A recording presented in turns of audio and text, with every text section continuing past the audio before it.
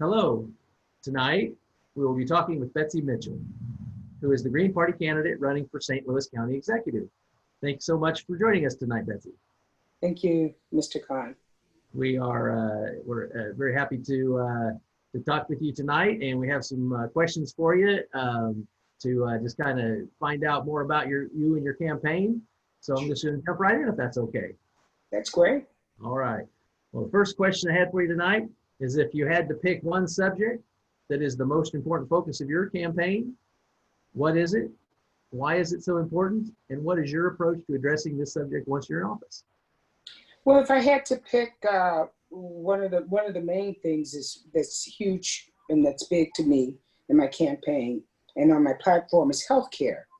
And healthcare as it is right now with the pandemic that we're having now, it's really dear to my heart because it's something that we don't know about. We're learning about it, but we have to be able to get control of it so that we can manage it. So I would say that healthcare is huge, and with that, healthcare combating COVID right now, being able to get the testing centers in place in St. Louis, Missouri, and around in the surrounding areas, and especially in the areas that is the hardest hit, which is North County, and getting those places, those testing centers in so that people can be tested, so that we can see exactly where it is and what it is, and what we can do to sort of shrink those numbers of the infection that's going around with the pandemic.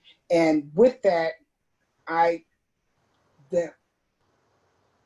as I said, to be able to deal with the healthcare. So once I get into office, that is one of the first things that I want to do is I want to make sure that we have the proper task force of people that I could put together to make sure that we could give the residents the best advice and education about healthcare and what they need to do to stay healthy and be healthy. That's something, especially in the Black community, we fall short of because we're not educated in the fact that we have a lot of underlying diseases that causes us to be hit even much harder than most people. So with that, that's because we don't have our diets, that we don't have the money and the resources to be able to eat healthy enough in order to stay healthy. But we need to be able to if we can be taught and resources are available to us, that we don't have to just take whatever we can take or do whatever we can do and go without medication and that sort of thing, but being educated to the point where we know that there's resources out there for us to get and in order to be healthy. And that's one of the biggest of my platform. I want to make sure that we have some centers around, some healthcare places that people can go to and get healthcare. Well, that sounds incredibly important. I couldn't agree more. I couldn't agree more.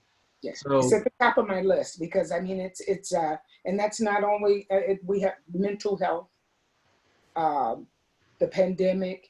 It's just a lot going on right now, but without the proper health care, and that we're not going to beat this. We're not, and we need to be able to flatten that curve and get it under control so that we can manage it instead of chasing the problem. We have to grab it and get it under control so that we can better manage it. sounds like you sound like the leader for the job to me. I think that's the best way, and then that way all people, not just those that have the insurance and those that don't have it, we get substandard. If that's not, we all should be able to have the health care and be treated for whatever diseases or whatever that we have. And it should not be because you have more money than me and I have less money that I get less care. Or it should be equal. I I I am I am 100%, 100% with you, 100% with you. Okay. Uh, So, good uh, question. uh, a kind of a different question for you, kind of about your background. What experiences in your life have best prepared you to succeed in the office that you're running for? Okay, wow. I don't really. I'm going to start. I first I have. I'm an educator, retired educator and business owner. I've owned my own business, off and on different businesses since I was 20 years old.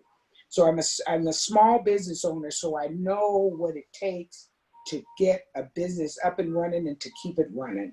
Um, and I've been in a community. I've worked in the community. I've prepared catered meals for. I've been on the front line for COVID, serving people. I am a servant. That's what I do. And I've done this. Actually, I can go back even a little bit further than owning my first business at 19 or 20, but I worked at a children's home and I was caring for children. That was my very first job. And I knew then that I had a passion and a love for people and helping people. And in order to be able to handle and hold the type of position as St. Louis County Executive, you have to be transparent, you have to be accountable, and you have to have some integrity about what it is that you're doing, and you have to believe in what you're doing and knowing that it's just not a job. There's people's lives that are involved that you are pretty much in charge of, making to see that they're living and and how they live and what happens to them in their communities work together and work where it will work for all. So saying that, I'm at my church. I'm the administrative council for the Unity United Methodist Church. So I've had a lot of roles in my life through education, um, through community service, church work, and just being a person that is for the people, being there for the people. It's not about me. It's not about me. It's about the people. And if I know that I've touched one life, it's like when I taught school, I used to always say, well, if you can touch one kid's life that makes and it makes a difference. It makes a huge difference. You may not touch all lives, but if you touch one and can make a difference in that one kid's life, it means the world to them and to you. Because it's back again, like I said, you have to be a servant in order to serve people and to be there and be accountable for people and people's lives and how they, they're basically their everyday life as the way how things run in their cities and stuff that you would be in control of over. And so you have to be a passionate person, but most of all, you have to be transparent, and have you have to lead, but you have to lead in a way that is uh, not a controlling lead, but a lead where let's all get in here together and let's do this. Let's see what it is we can do. How can we make a difference? And when you can see that difference and know that difference, or you close that gap, and something is different in this community or in that community, and we're all working together as one community, and everything is just one whole county, then everything is just great. I wish, I wish I could vote for you there in St. Louis. I'm just passionate about, a lot of people say, no, I'm not a politician. I'm a person that believe in people over politics. It's a difference. It's a difference. I mean, are you a politician? Are you for the people? I'm a person who believes in people at first. And I don't put in politics, I do not put people over politics. You can't. You know, It's like, I think sometimes we get too caught up in what the purpose is, why we are in the position that we're in, or why we are running for it. I think we may go in with it within the straight thinking this is the way it's going to be, but somehow people fall off to the wayside, and that's because you have to be for sale in order to be bought. And, let me tell you what I mean by that is that a lot of people say, well, a lot of politicians are bought. Well, like I said, I'm unbought and I'm unbossed. You have to be for sale to be bought, right? If you buy something, it's got to be on sale, right? I mean, that's just how I look at it, and I look at it realistically, and it comes from my heart and my passion. That it's not about me. It's really not about me. It's about the people that I can serve and make a difference in their life. You're going to make a great St. Louis County executive. That's what I hope so. I hope so, because I tell you, the thing is that this is totally, at age 60, I had an opportunity to be a city council in the city that I lived in. I was asked several times and I never did, because I was more focused on doing other things in the community. But it's a need now. It's something about this year that said, no, this is it's time. Whatever journey you're supposed to be on and the purpose you're here, this is it. And I only can give praises to God, because I know that's who's in control of this campaign and in control of me. And so if I can help somebody, then my living won't be in vain. That's very inspiring. Very inspiring. Thank you. So I'm going to ask you about a question about a subject that a lot of people are very concerned about, and it's a big subject. What is your analysis of the global climate crisis, and what do you see as the best way forward to address this emergency? Well, a lot of people are overlooking that and not really paying attention to what it really is. And we can't leave our children and grandchildren to a world that's going to dissolve, if I must say. And so we have to really look at this and deal with this on a national level as to what we need to start putting things in place now and doing what we need to do to be able to go out there and combat this crisis of climate, because it's there and it's real. I don't know how you can't see. Things have changed.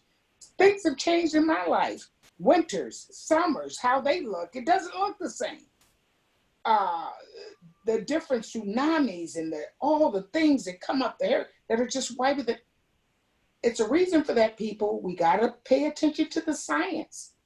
And we have to listen to the science and listen to what they're telling us, and we need to act on it. But it starts at the top. We have to get it from the top. To get federal, it's got to start there, and then it trickles down into what we can do from state to whatever. But dealing with the problem at the core, and that's at the top. Putting things in place, doing what we need to do. Don't ignore. They've been talking about this climate change for some years now, and everybody's ignoring it. And it's just something that we really, really, really need to. We need to look at it just as almost or even more so than we do the pandemic that we're in right now, because we know that it's going to take some time, but we're hopefully going to find a cure or vaccine that will help us to be able to manage, control, or even eliminate it. But with the climate and what's happening with that, if we don't do something now, it's going to absorb us. I agree. I think that in the long term, it's a bigger problem than even the pandemic. It's a huge problem. Yeah. I appreciate your leadership on that and on other issues. Is there any way that I know that folks are going to be excited about this campaign, especially as we go along, especially hearing your great words you're giving us tonight, and folks are going to be interested to find out how they can get a hold of you and your team, and how they can help out there in St. Louis County. How can people plug into what you're? Right now the race is on. After Tuesday, the 4th of August, I'm going to hit the ground really running. I think now I'm pretty represented over the city. I put myself out there, but I'm going to need volunteers because I'm going to take on this. I'm going to take this on with a storm. I said I am. A lot of people say, well, who are you? Who is Betsey Mitchell? I've never heard of her. It's the first time I've seen you. I said, well, usually I want you to think about this. When a storm, you've heard of a quiet storm? There's always a quiet before that actual storm comes in. That's me. But when that storm comes, whoa, this is what it was leading up to. And that's going to be me. Because it's in my heart. I got to be able to. God is the only, he's telling me that this is what I need. People need to know that they deserve more than what they're getting. It's just not fair. It's just not fair. And in St. Louis County, there is an invisible line. It's called the Delmar Divide. And the north is totally different from the south of Delmar. And it's like walking into a whole nother country sometime in certain places. And that's not right. If we're supposed to be one county, everything should look the same. Yep. So if they want to get in touch with me and help me, my website is Betsey, Betsey Mitchell 2020 @gmail. And any donations, volunteers, whatever, please, because it's going to take a whole village to make this a reality. My commitment is to do everything that's in me to make it happen. And not only that, but to be the best county executive that St. Louis County has ever laid their eyes on, from the bottom of my heart. I believe it. I absolutely believe it. Thank you. It's true. I'm genuine. It's that's all I got. And I'm blessed, and I just want everybody else to be blessed. Yep. Not so much blessed, but to be able to be fair. Things be fair. It's just that we're all the same. We all bleed red. We all are buried 6 feet under. Maybe our skin is a different color, whatever, but what it all comes around to is that we're still people, and we have feelings, and we want a better life and want things the same. It shouldn't be that much disparity. I can tell, like Green Party candidates everywhere, you're a real person that's doing this for the right reasons. You're not doing this to get rich. You're not doing this to get famous. You're doing this to help your community and to raise it up. That's it. I want to raise it up.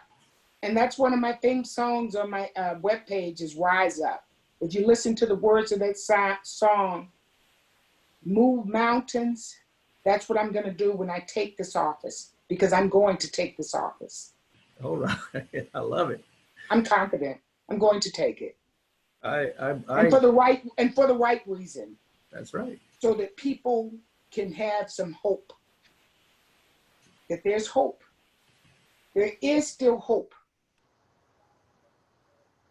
Well, Betsey, you've given me hope tonight. I'll tell you that, and I'm sure a lot of people have been listening. And we need you, and we need all the hope we can get. And thank you very much for running. Thanks very much for talking with us tonight. And onward to victory. Thank you. Thank you. Thank you. I appreciate it, and thank you for taking the time out to listen, to hear what I have to say, because a lot of people say they haven't heard of me, but quiet storm. Just remember I told you.